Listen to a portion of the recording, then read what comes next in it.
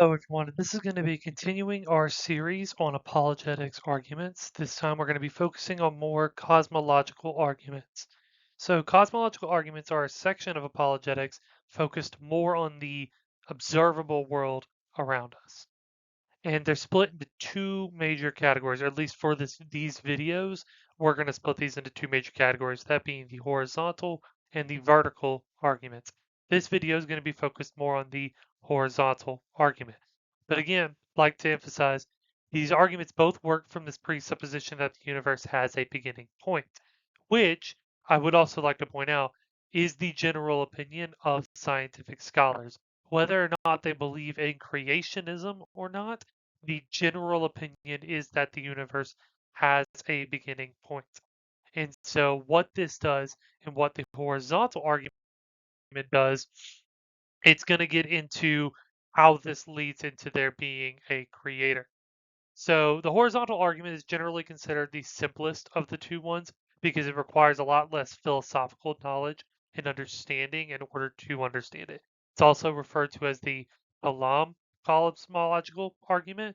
That word means eternal in Arabic, which, if that gives you an indication, this wasn't actually one originally developed by a Christian scholar, but in fact an Islamic scholar.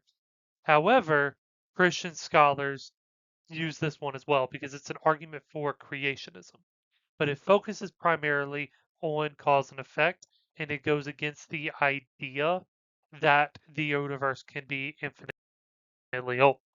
So the easiest way and method of explaining the horizontal argument is through a tree and say that there is a tree. This is a caused effect. This is something that was caused. That tree came from a seed being planted. That seed came most likely from another tree. But that argument cannot continue for eternity. There eventually has to be a set beginning point, an uncaused cause to start the reaction, to start the horizontal movement, to start the seed creating a tree, which creates a seed, which creates a tree, and so forth. You had to have an uncaused cause to create the first seed. And that is the primary argument that the horizontal argument makes here.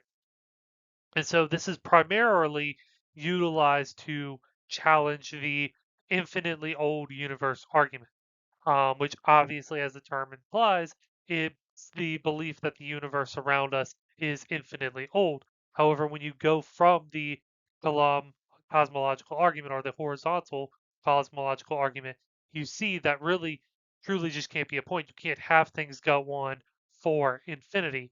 And we'll get that in the next slide. I forgot this one had, things like that. So breaking apart this whole infinitely old universe argument, it's that something material in this world cannot be infinitely old. If something were infinitely old, counting backwards, it would go on from infinity.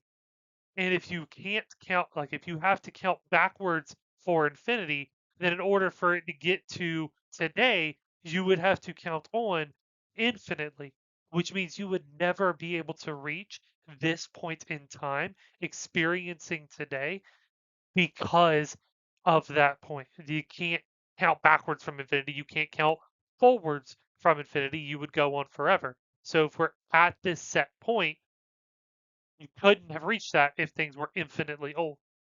And hopefully I'm explaining that in a way that makes sense. But getting to our last couple slides here. And so kind of breaking down the overall argument of the horizontal argument. It's that all observable things in the universe have a beginning point, which means all observable things in the universe were created. All observable things in the universe were then created by God.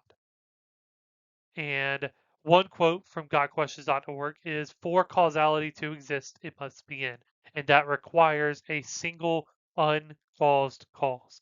Ultimately, with the horizontal argument, you eventually get back to the point that you need an uncaused cause. A circle and kind of like a diagram with a circle and points in a circle typically can be used for this one, but I drew up this one. It's kind of like all things lead back to a beginning point. You can't go on infinitely. You can't count infinitely. You would go on forever. So you can't count backwards. You can't count forward. I'm rambling on at this point. But ultimately, at this point, is that everything observable in the universe had to have an uncaused cause, and that is the main argument of the Kalam horizontal argument. So I hope this video blessed you, and I hope you have a blessed rest of your day. And that is everything for this video. Goodbye.